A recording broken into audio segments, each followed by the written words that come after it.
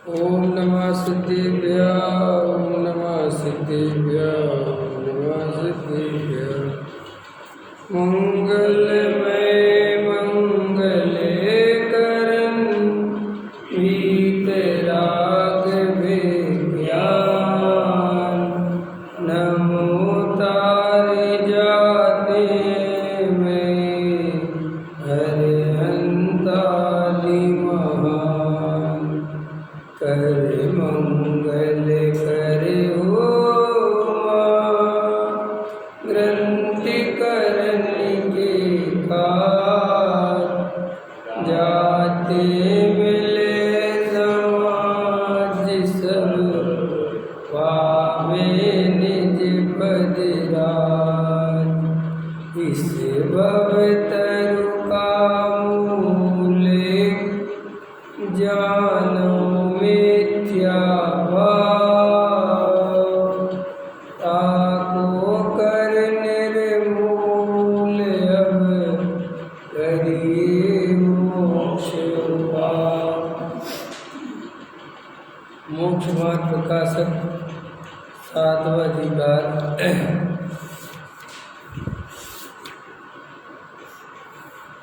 पृष्ठ क्रमांक कितना है? 205।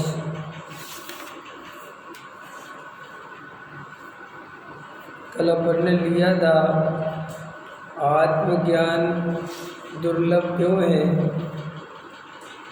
इतना तत्व ज्ञान सुनने के बाद, वस्तु स्वरूप समझने के बाद भी अंतर परिवर्तन क्यों नहीं आता, सम्यक दर्शन की प्राप्ति क्यों नहीं होती, आत्मानुभूति क्यों नहीं होती। कल अपन ने उस पर चर्चा करी थी कि अपन धर्म को भी वैसे ही समझ रहे हैं जैसे लौकिक विषयों को समझते हैं। अपन शास्त्रों को भी वैसे ही पढ़ रहे हैं जैसे लौकिक पढ़ाई करते थे। उसमें भी वही उसी प्रकार से बुद्धि लगाते थे और धर्म में भी वही गुणा भाग लगाने में लगे हुए हैं। खेल में ना कई लोग नोट्स बनाते फिरेंगे, परीक्षा देते फिरेंगे, लिखते फिरेंगे। खेल में ना याद करते फिरेंगे। तो ये सब काय में करते थे? अपन लौकिक पढ़ाई में करते थे। वही आदत पड़ी है। धर्म के क्षेत्र में आए तो यहाँ पे भी वही चालू हो गया। क्रम से पढ़ो, व्यवस्थित पढ़ो, फिर याद करो, फिर लिखो। ख्याल में है ना। फिर बस वो क्रम से व्यवस्थित समझने में जीवन चला गया और भ्रम हो जाता है कि हम तो धर्म समझ गए और सब बातें हैं। और फिर कोई पूछता है कि सम्यक दर्शन की प्राप्ति क्यों नहीं हुई, तो फिर काल लब्धि नहीं पकी, अभी योग्यता नहीं है और हम तो पुरुषार्थ कर ही रहे हैं। बाकी सम्यक दर्शन की पर्याय तो जब आनी होगी आएगी, और मैं तो सम्यक दर्शन से भी भिन्न हूँ। सम्यक दर्शन की पर्याय से मुझे क्या लेना देना? पहले में है ना, ऐसी बातें सीख लेता है। अभी मोक्षुओं से कहो सम्यक दर्शन, तो दो तरह के मोक्षु हैं। एक वो मोक्षु जो कहते यहाँ साहब सम्यक दर्शन की प्राप्ति होना बहुत जरूरी। दूसरे कई लोग ऐसे क्या रखा सम्यक दर्शन, अरे वो तो एक समय की पर्याय है, मैं तो परिपूर्ण ज्ञान तत्व हूँ। ये भी सब सुन सुन के बोलता है, अनुभव कुछ नहीं करता। ये निश्चयभाषी वैसे ही है, कहता मैं तो परिपूर्ण हूँ। उससे कहो सम्यक दर्शन, कहता अरे सम्यक दर्शन तो साहब क्या पर्याय है, और पर्याय तो नासमान है, क्या लगा सम्यक दर्शन। तो हमें एक बात अच्छे से समझनी है कि हमने धर्म को लौकिक शिक्षा से अलग समझना है, एक नहीं मानना। लौकिक जीवन में और पारमार्थिक जीवन में यही तो अंतर है। गणित में 2 और 2 4 होते हैं। जो तुम्हारे बाप ने भी पढ़े थे, उनके बाप ने भी पढ़े थे, उनके बाप ने भी पढ़े थे। तुम्हारे बेटे पढ़ रहे हैं, उनके बेटे पढ़ लेंगे, उनके, उसमें डिस्टर्बेंस है ही नहीं, उसमें कोई बुद्धि लगाने की जरूरत नहीं है। सीधे अभी मैं तुमसे पूछूं कि 2 और 2 4 ही क्यों होते, क्या उत्तर दोगे बताओ? अब आप इसका उत्तर कोई आपको कि ऐसे ही है, हमने ऐसे ही पढ़ा है। तो मेरे को ऐसा पढ़ने से क्या होता, तुम्हारा अनुभव क्या कहता है कि 2 2 4 होने चाहिए? तो आप क्या कहोगे, पता है इसमें अनुभव की क्या बात है भाई, अनुभव से क्या लेना देना, दो और दो चार होते। लेकिन क्रोध मान माया लोग अनुभव की चीज़ है। क्रोध बुरा है कि अच्छा, बुरा, ये पड़ा है, और अनुभव कहता है करो, इसके बिना काम नहीं बनेगा, न लोग कच्चा खा जाएंगे। अनुभव ये कहता है, ख्याल में है ना। मान बुरा है कि अच्छा है, बुरा। अनुभव कहता है मान सम्मान के बिना तो मर जाना अच्छा है। बोलो, कहता है कि नहीं कहता। मायाचारी बुरी के अच्छी, अरविंद जी बोलते रहो, अच्छी के बुरी है, अच्छी के बुरी बोल ली बुरी। अरे भाई साहब, इतना दिमाग नहीं लगाएंगे तो बाजार में चल पाएंगे क्या? दिमाग लगाना माने मायाचारी।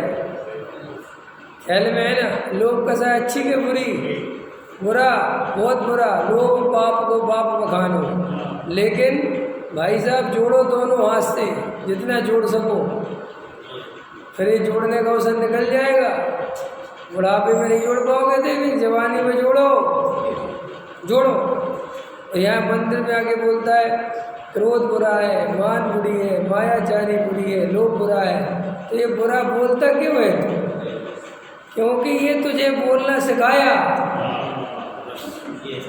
अब इसलिए विरोध खड़ा होता है, बोलता है कुछ और, अनुभव आता है कुछ और, हो जाता है द्वंद्व खड़ा। इसलिए द्वंद्व खड़ा होता है तो कई लोग तो कहते हमें चक्कर में नहीं फंसना। ख्याल में है। दो सुनता है कि पंचेंद्री के विषय भोगों में सुख नहीं है, और अनुभव कहता है इसके अलावा कहीं सुख नहीं है। ख्याल में है ना। कहता है कि आत्मा में सुख है, और अनुभव कहता है कि कहाँ आत्मा महात्मा देखता है, कहाँ दिखता है आत्मा महात्मा, फालतू की बात है। ख्याल में है ना। इसलिए लोगों के जीवन में इसलिए परिवर्तन, जिसे तुम परिवर्तन कहते हो, भूल से परिवर्तन मत समझ लेना। लोगों के दिमाग में ये है अशुभ भाव से कोई शुभ भाव करने में आ जाए तो परिवर्तन हो गया। वो कोई परिवर्तन ही नहीं है। अशुभ से शुभ दुनिया में अन्य जाति के भी करते हैं, वे नहीं करते क्या? वे भी मंदिर जाते हैं, दूध चढ़ाते हैं, चादर चढ़ाते हैं, लंगर लगाते, क्या बोलते हैं, लंगर लगाते हैं, गरीबों को भोजन कराते हैं। वे सब क्या क्या है, क्या नहीं करते? बढ़िया अपना मंदिर बनाते हैं वो लोग, हमसे कई गुना करते हैं। स्वभाव करने से धर्म का क्या संबंध है भाई? ख्याल में। और तो सीधा सा गणित है, अशुभ बुरा है क्योंकि उसका फल बुरा है, शुभ अच्छा है क्योंकि उसका फल अच्छा है। वो खत्म हुआ, इसमें क्या है? पैसा क्यों चाहिए? पैसा अच्छा और बुरा की परिभाषा बताओ। पैसा अच्छा है क्यों? अच्छा चलो एक बताओ, नंबर 1 का पैसा अच्छा है कि नंबर 2 का? प्रश्न है मेरा। आपको नंबर 2 का पैसा मिल रहा हो, वो नंबर 1 का, आप कौन सा लेना पसंद करोगे? नंबर 2 का। क्यों नहीं? क्योंकि 2 का अच्छा तो है लेकिन फंसने के चांस है, बुरा है, इसलिए। और नंबर 1 का चौड़ी छाती करके घूमो। ख्याल में है कि नहीं आए? तो देखो पैसा अच्छा बुरा कहाँ से हो गया कि जो फंसावे जो रुलावे वो पैसा बुरा, और जो फंसावे और रुलावे नहीं, आनंद से रख सके, वो अच्छा। ऐसे ही बिल्कुल शुभ और अशुभ भाव है। लोग कहते शुभ भाव, क्या शुभ भाव है? तुम शुभ भाव इसलिए करते हो कि शुभ भाव का फल अच्छा है, ऐसा मानते हो। ये तुम जानते नहीं हो, मानते हो, और ये तुम्हें मनवाया गया है तर्क युक्तियों से, आगम से। जैन साहब, ये जो आपको माल मिला है ना, ये पुण्य के उदय से मिला है। अब ये तुम्हें पक्का नहीं पता कि मिला कहाँ से है। अभी अरविंद जी से पूछो, ये जो तुम्हें माल मिला है, अरविंद जी कहेंगे यार मेरे ही को कहते रहते, माल सबको मिला है, मुझे भी मिला है, चिंता मत करो। ठीक है कि नहीं? माल मिला है। अब सही बात बताओ, हृदय पे हाथ रख के तुम्हें दिन में कितनी दफे लगता है कि पुण्य के उदय से मिला है? बताओ। 100% लगता है मेहनत से मिला है, बुद्धि से मिला है। दिमाग से मिला है। मेहनत करिए भाई साहब, रात और दिन मेहनत करिए। क्या समझ रहे हो आप, ये घर बनाने में या जिंदगी निकल गई? लेकिन बोलता पुण्य का उदय है, क्योंकि बोला जाता है पुण्य का उदय। ऐसा नहीं बोला जाता मैंने बनाया, देखे पागल, बड़ा अहंकार। अपने को देखो, सब तरफ से अच्छा जमाना है ना। मैं सेठ भी कहलाऊं, धर्मात्मा भी कहलाऊं, सज्जन भी कहलाऊं, कसाई की मंदता वाला भी कहलाऊं। इस सब अच्छे अच्छे विशेषण अपने ऊपर चाहता है। समझ में आए? इसलिए सेठ के लिए पैसा कमाता है कि सेठ तो तभी कहलाऊंगा जब पैसा होगा। और फिर पुण्य के उदय से आता है, ऐसा कहने से धर्मात्मा कहलाऊंगा, तो ऐसा कहो, ठीक है कि नहीं? और दो चार मदद भी करता है, इससे सज्जन कहलाएगा। अब ये जितने भी बातें हैं, इन सब में गहराई में जाके देखो, अंदर अनुभव करके देखो कि इसमें मेरा अनुभव क्या है। तुम्हारा अनुभव है कि पैसा पुण्य से नहीं आता, मेहनत करने से आता। फिर तुम्हारा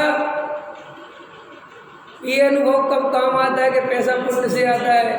कि जब वो चला जाता है। जब करे करे पे भी नहीं आता तो क्या कहते हो? आज पता चल गया। क्या पता चल गया? कह रहे पाप के उदय में काम नहीं बनते, पुण्य के। ये भी तुम्हें कुछ पता नहीं चला है, ये भी कोई अनुभव में नहीं आया, ये तो तुम फैल मार गए। तो अब भाई ऐसी युक्ति जो याद कर रखी थी कि पाप के उदय से काम बिगड़ते हैं और पुण्य के उदय से, तो वो युक्ति फिर याद कर ली कि देखो साहब बिल्कुल सही है अपने करने से। लेकिन ये बात तुम्हें तभी तक समझ में आ रही है जब तक वो काम नहीं बन रहा है। अब मान के चलो वो काम बन गया, फिर पूछा कि पुण्य के उदय से बना कि पाप के उदय से, कैसे बना? कहेगा भाई साहब एक तरफ रखो, मेहनत बहुत करी मैंने, हालांकि समय बहुत लगा, 10 साल लग गए, लेकिन मैं हार नहीं माना, मैं लगा रहा। समझ में आया कि नहीं आया? अभी मोदी से पूछो तुम पुण्य के उदय से प्राइम मिनिस्टर हो कि अपने कर्म से, तो क्या बोलेगा? कर्म से हूँ। राहुल गांधी होगा पुण्य के उदय वाला, मैं तो चाय वाला था, और मैं तो चाय बेचते बेचते, टोपी पहनाते पहनाते यहाँ पहुँचा हूँ। मेरा कोई पुण्य का उदय, अरे पुण्य का उदय होता तो चांदी की चम्मच, सोने की चम्मच लेके पैदा होते ना। हम तो चाय के गिलास धोते धोते पैदा हुए। पकड़ में आया कि नहीं आया? अब उसको नहीं जमेगा पुण्य का उदय। तो ये पुण्य और पाप की जो स्थितियाँ हैं, और जो लोगों को ऐसा लगता है कि हमारे में परिवर्तन आ गया, वो परिवर्तन बहुत ऊपरी है। उस परिवर्तन की बहुत कीमत बिल्कुल नहीं है, बिल्कुल नहीं। पहले आप पूजा करते थे, नहीं करते थे, अब करने लगे। पहले आप बाजार में खाते थे, अब नहीं खाते। पहले आप और थोड़ा रंग राग करते थे, अब नहीं करते। आप क्या समझते हो? ये सब हमारे धर्म के कारण हो रहा है। ये हमें धर्म पता चल गया, हमें आत्मा पता चल गया, तस्वाध्याय सुनते। वास्तविकता ये है कि ये सत्संग तुम जो करते हो, वो किसी भी तरह का सत्संग करो, उसका असर होना ही होना है। अगर पुजारियों का सत्संग करोगे, पूजा पाठ मंदिर स्वाध्याय वालों का सत्संग करोगे तो वैसी आदतें सीखोगे। शराबी जुआरियों का सत्संग करोगे तो शराबी जुआरीपना सीखोगे। उसमें है क्या? नहीं समझ में आए? लेकिन अनुभव सत्संग से नहीं मिलता कि तुम 10 लोग अनुभव करने वाले बैठे हैं, तो उनके साथ बैठ गए तो तुम्हें भी अनुभव हो जाएगा। ऐसे नहीं होगा। देखो आचार्य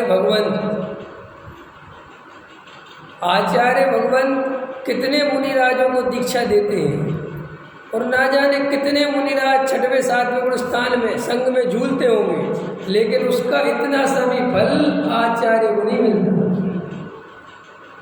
उनके लिए अपना आत्म अनुभव करने के लिए उतनी ही मेहनत करनी पड़ती है। ख्याल में आया कि नहीं आया?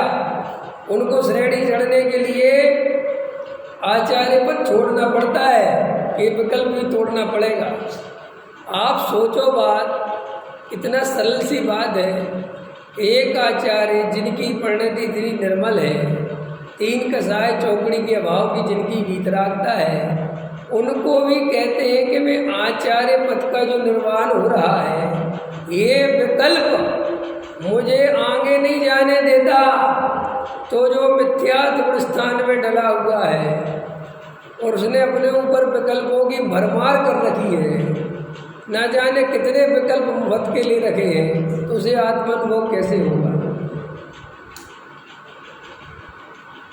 पकड़ में आती कि नहीं? जो आचार इतनी निर्मल परिणति है जिनकी, और यहाँ तो महा अशुद्ध परिणति चल रही है, और महा अशुद्ध परिणति में भी हमें आत्मा की सुनने की, समझने की, अनुभव की फुर्सत नहीं है, और हम किस भरोसे बैठे कि आत्मा अनुभव हो जाएगा। तो फिर अपन ने लौकिक पढ़ाई और अलौकिक पढ़ाई में अंतर समझ लो अच्छे से। बुद्धि के स्तर पर धर्म नहीं समझना है, बुद्धि के स्तर पर धर्म समझने के बाद उसे हृदय में ले जाना है, उसे अनुभव करना है, तो बात बनेगी। छयोपम ज्ञान में खुश हो गए। द्रव्य कितने होते हैं?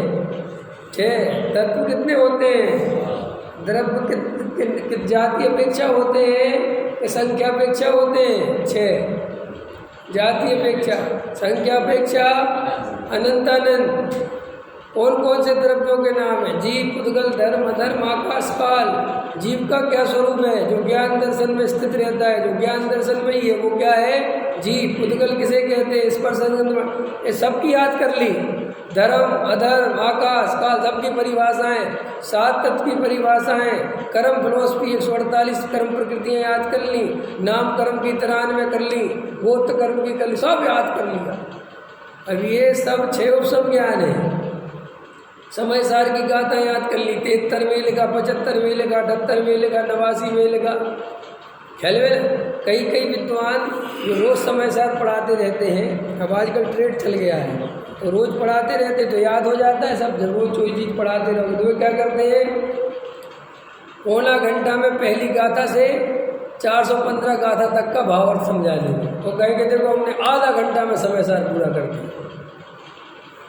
ख्याल में है कोई ऐसा आधा घंटे में समय सार पूरा कर दे? देखो गजब। और तुम्हें भी लोग तो गजब साहब, 1 मिनट में आधा घंटा में समय सार हो साहब, आज का प्रोजेक्ट तो समय सार पूरा हो गया हमारा। क्या पूरा हो गया समय सार? क्या समय सार पूरा हो गया? अनुभव में आए तो समय सार पूरा होता है। बोले साहब समय सार को और आसान करो, विधानों के रूप में लगाओ। अब तुम विधानों में साहब बहुत फायदा है समय सार विधान में, विधान भी पढ़ेंगे, समय सार का समय सार भी पढ़ेंगे, अर्थ भी समझेंगे, और पूरा समय सार। ये सब लोग का शायद लालच घेरता है, 415 गाथाएं पढ़ने मिल जाए, क्या करोगे 415? काम तो एक गाथा में भी हो सकता है, और काम नहीं करने वाला 415 दफे पढ़ ले। नहीं समझ में आया तो भी नहीं होना है। क्या होता है इन बातों से? लोग गुरुदेव की नकल करने में लगे हैं, उनने 19 दफे हमारे साथ पढ़ा तो हम भी पढ़े, क्या होना है? भैया अनुभव करो, सीधी सी बात है, अनुभव करो। कभी किसी की नकल नहीं करना, किसी ज्ञानी की भी नकल नहीं करना। क्यों नकल क्यों नहीं करना? अरे तुम जिस भाव की नकल करते हो ज्ञानी की, वो उसका भौतिक भाव है, वो कोई आत्मज्ञान नहीं है, उससे आत्मा का कोई संबंध नहीं है, वो तो उसका भौतिक भाव है, उसकी रुचि है वो। जैसे गुरुदेव थे, अब गुरुदेव को समय सार रोज पढ़ना, सभा में पढ़ना, अकेले में पढ़ना, 47 शक्ति का पाठ करना, 5-6 घंटे स्वाध्याय करना, उनको इस जाति का राग था, लेकिन इससे उनको आत्मा मिल गया था, ऐसा नहीं है। और तुम क्या सोच रहे हो कि जो गुरुदेव करते थे वो हम करेंगे, जबकि तुम्हारी वैसी रुचि है ही नहीं। इसलिए कहते हैं कि तुम पहले अपनी रुचि पहचानो तो तुम्हारा मन ज़्यादा काहे में लगता है। गुरुदेव 47 शक्ति का पाठ करते थे, इसलिए मैं भी करूँगा, ये कोई बात ही नहीं। बिल्कुल बात है कि क्यों कि गुरुदेव 47 शक्ति का पाठ जब करते थे जब आत्मानुभव कर लिया था, और उनका आनंद अलग बरसता था उनको, इसलिए उनको बहुत बार बार निकलता आत्मा में चिंत शक्ति, तो वो अनुभव करते थे, उस आत्मा की ऐसी बल था उनको। अब तुम गुरुदेव की नकल करें, आत्मा में चिंत शक्ति, तुम्हें कुछ पता है नहीं, तुम सिर्फ कॉपी मार रहे हो। इसलिए बहुत से विद्वानों को देखता हूँ वे 47 शक्ति में से करेंगे, एक्टिंग करेंगे, और अकेले में पूछो कि क्या स्थिति, जो तत्व चर्चा करने को तैयार नहीं। और अभी वहाँ ऐसी गप्पे मार रहे थे ख्याल में, तो किसी की कॉपी करने से कोई फायदा थोड़ी है उन्हें, किसी की नकल क्या करना। अब गुरुदेव करते थे भगवान आत्मा, अब कई विद्वान आ करने लगे। आ करने का क्या मतलब, नहीं समझ में आया। अरे वो उनकी आ उनकी थी, तुम्हारी तुम्हारी होनी चाहिए, नहीं समझ में आया। ये सब आपको मैं क्यों बता रहा हूँ, इन सब चीज़ों में आपको ज़्यादा दिमाग नहीं लगाना, ये सब में कुछ नहीं रखा। बाहर की शिक्षा ग्रहण की जाती है, अंदर की शिक्षा अनुभव करनी पड़ती है। क्या कहा मैंने, बाहर की शिक्षा ग्रहण करने गए आप, सीख के आगे घर आगे बात करते हो, अंदर ऐसे नहीं होता। क्रोध बुरा है, दुखदाई है, अब आश्रम है बनने वो बात छोड़ो, तुम सिर्फ दुखदाई है ये हमने तुम्हें कहा। अब तुम्हें ये अनुभव में देखना है जाके कि क्रोध बुरा है कि नहीं, बोलना नहीं है, क्या करना है, अनुभव करना है कि क्रोध बुरा है कि नहीं। कि साहब हम तो बुरा ही मानते, मानने की बात नहीं है, अंदर में जाके देखो, एक भी कसाय को बुरा नहीं माना। हाँ, कसाय को बुरा कब मानते हो, जब कसाय करके बुरा हो जाए। नहीं समझ में आया अरुण जी, कसाय को बुरा कब मानते हो, जब कसाय करी और बाहर में बुरा हो गया तो कहते कसाय बुरी है। और कसाय करके जब तक अच्छा होता रहता है तब तो कसाय बुरी लगती नहीं समझ में आया। तुम मान कसाय के पीछे दौड़े और तुम्हें माला पहनाते गए, मान बढ़ता गया, किसी को नहीं लगता मान बुरा है। लेकिन जब तुम्हारा मान खंडित हो गया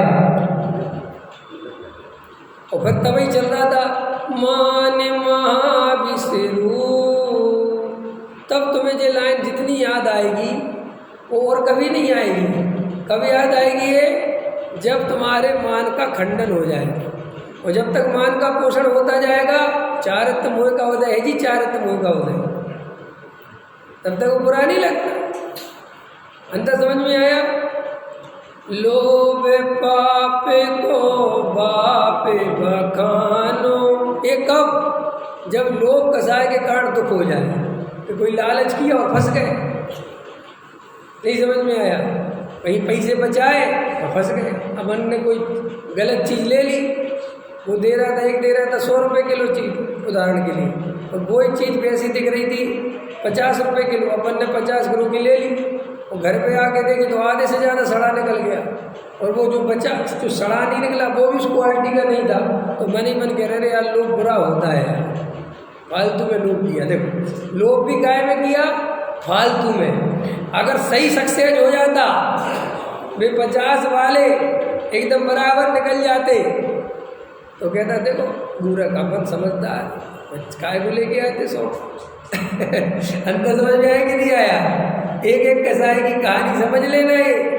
मायाचारी, लोभ, मान, क्रोध, पत्नी पे क्रोध किया और पत्नी ने सरेंडर कर दिया, समझ गए ना।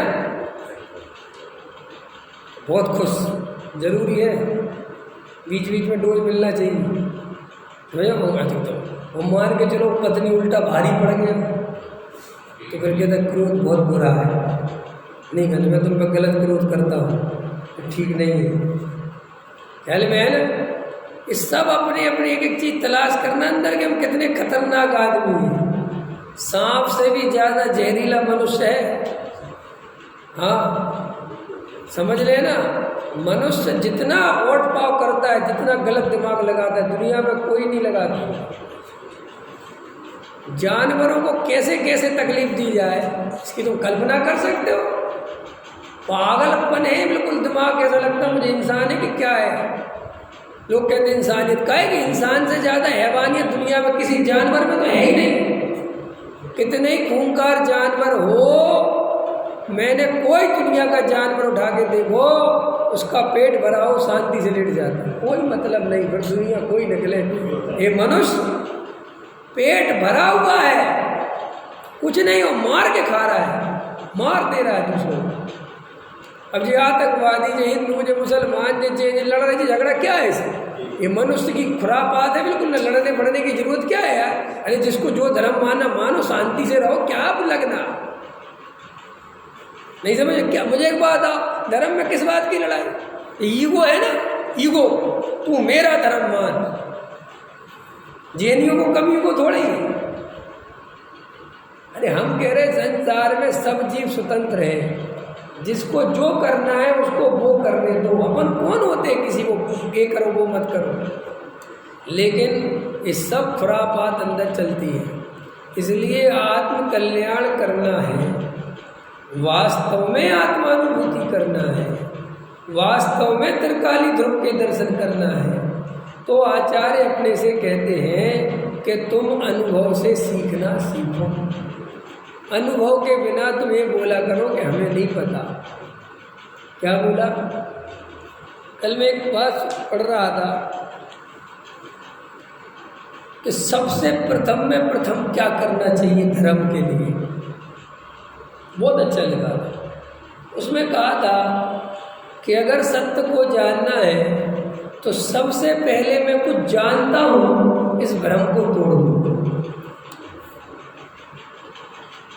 अभी हम सबको क्या लगता है कि हम जानते हैं, हमारी प्रॉब्लम यहाँ से क्रिएट होती है।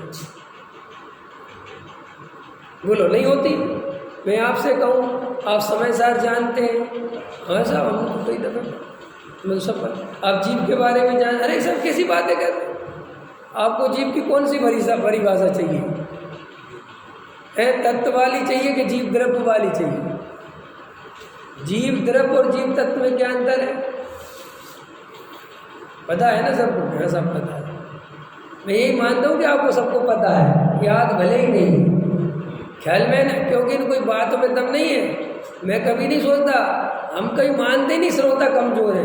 ये तो तुम लोग अभ्यास नहीं करते, तो थोड़ा भूल भाल जाते हो। अभी 1 मिनट बोलूँगा तो हाँ बराबर ख्याल में आ गई, उसमें है क्या? और ये पंडित रोज सुनाते रहते तो जब लोग बड़ा होशियार समझते हैं। होशियार कुछ नहीं होता।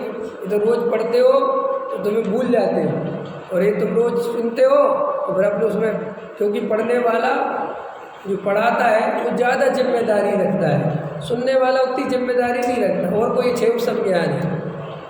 तो हाँ साहब पता है। अब ये सब पता है, यही पता तुम्हें भ्रम पैदा करता है कि मैं धार्मिक हूँ अथवा मुझे धर्म की जानकारी, जबकि तुम्हें अंदर से ये आवाज़ निकलनी चाहिए कि भैया मुझे जीव द्रव्य के बारे में कुछ पता नहीं है, मुझे दुनिया की किसी चीज़ के बारे में पता नहीं है, मैंने आज तक पुद्गल को पुद्गल के रूप में नहीं देखा। एक पेड़ पे पत्ते हैं, फल हैं, तुम्हें पता है कैसे कैसे होते हैं, ये कैसे बनते हैं, क्या होता है इनका, वो भी। लेकिन तुम्हारे घर के सामने एक पेड़ लगा है, तुम रोज उससे निकल जाते हो, कभी उसकी तरफ देखते ही नहीं समझ में आया? देखा कभी उस पेड़ की तरफ?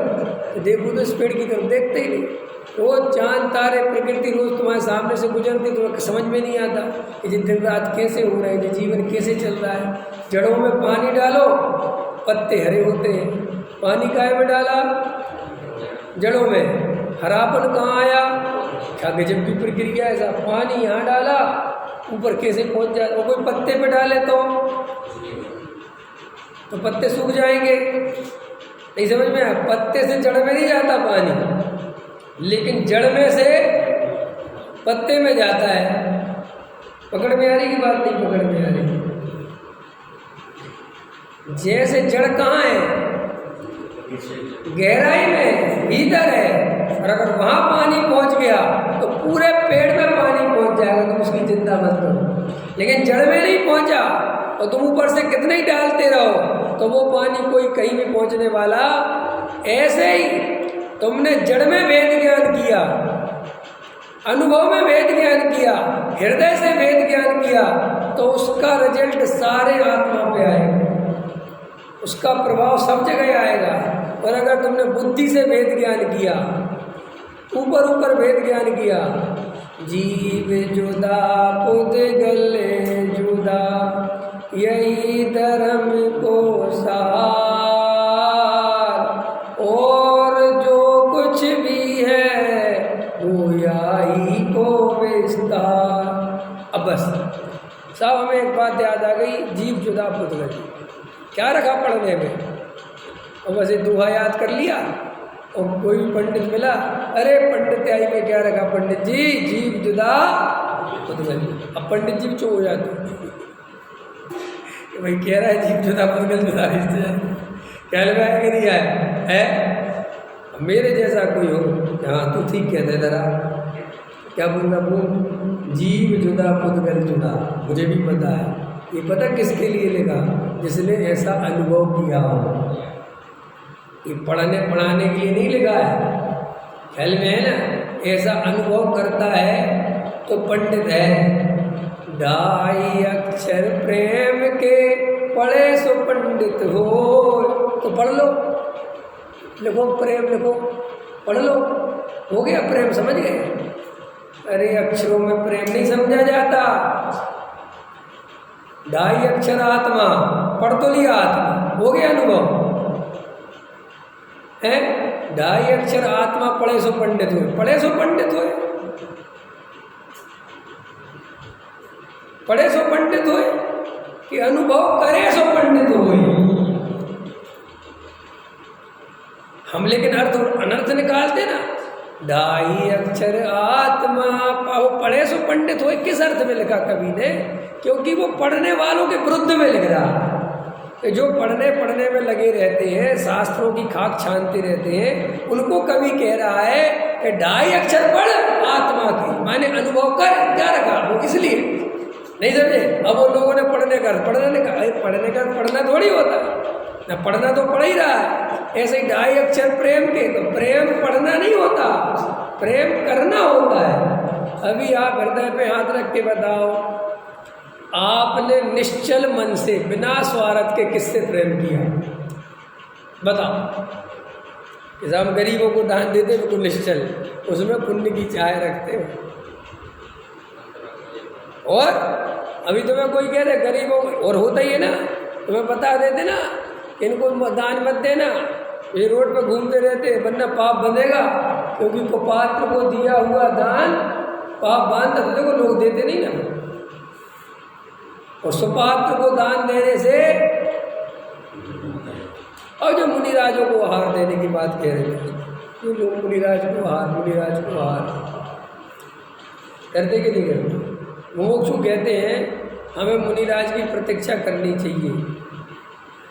देखना मजेदार बात, क्या कहते हैं? अरे जल्दी बोलो, कहते हो कि नहीं कहते? अभी शायद 2-3 दिन पहले आई थी ना बात कि वो गेट पे खड़े हो जाना चाहिए। और क्या पागलपन की बात है, पूछो कैसे? तुम्हें अंदर से पता है यहाँ मुनि आने वाले नहीं, क्योंकि पंचम काल में आते नहीं वो रिद्धि वाले, और जो है उनको तुम मानते नहीं। भाई तुम्हें 12 वर्ष से निकल जाए तो तुम कभी खड़े नहीं होने के बाद उल्टा सोचोगे रहने दो, तो तुम किस मुनि की प्रतीक्षा कर रहे हो? तो सब अपन तो अपने भावों में कर रहे हैं, जबरदस्ती। इससे बड़ी मायाचारी कुछ हो सकती है? हर्रा लगे ने फटकरी। अरे वैसे जी आगे बोलो, रंग चोको हो जाए, कुछ लगा नहीं, किसी को दिया नहीं, तो साहब हमने तो भाव तो कर ही लिए, हमने तो अपनी तरफ से पूरे भाव। क्या कर रहे हो? सब अपनी तरफ से भाव कर रहे हैं। अरे तुम्हें इतने मुनिराजों को बाहर देने का भाव, इतने मुनिराज हैं, इतने संग हैं, जाके दे आओ। नहीं साहब इनको नहीं देना, तो तुम्हें देना किनको है? किनको देना है? कि वो जो यहाँ है नहीं, तो वे यहाँ आएंगे भी नहीं, यहाँ ये भी पक्का है, तो फिर बात ही खत्म हो गई।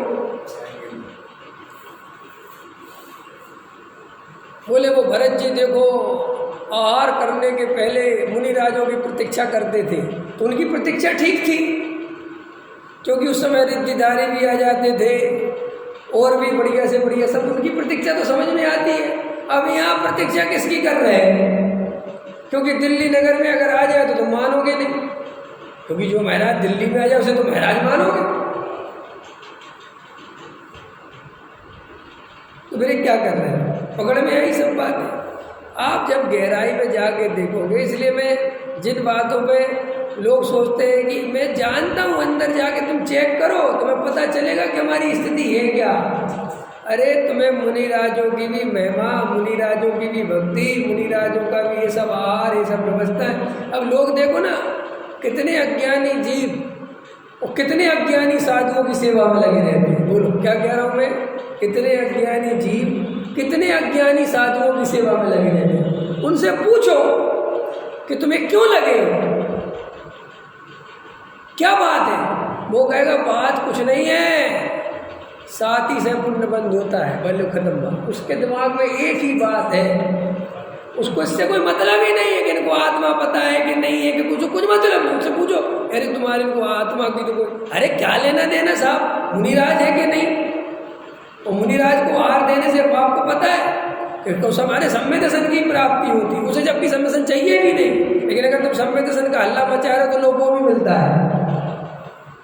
अंत समझ में है ना? तो भैया जब आप गहराई में जाके देखोगे तब आपको पता चलेगा हमारे ये दया दान पूजा भक्ति सब पुण्य बंदी की चाय में होते हैं। हम निश्चल प्रेम करते ही नहीं।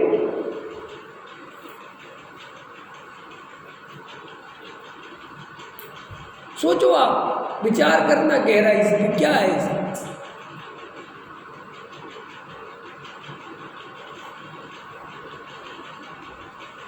बार बार निर्वाण कांड पढ़ने से निर्वाण नहीं होता।